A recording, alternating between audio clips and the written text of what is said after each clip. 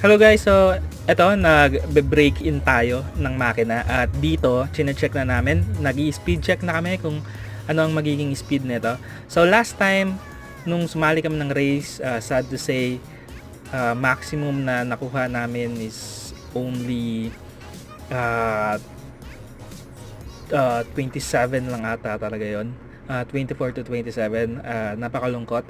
So we did more break-in, nag-testing kami ng kung ano-ano. We did more break-ins until we reach 34. Mind you, low-bat pa po ang battery dito. So we are currently expecting na maging 37 siya kapag full bats na tayo after ng cycling na ginagawa namin sa ngayon. I-update ko kayo. Kayo po, ano ang top speed nyo on a certain motor? Thanks.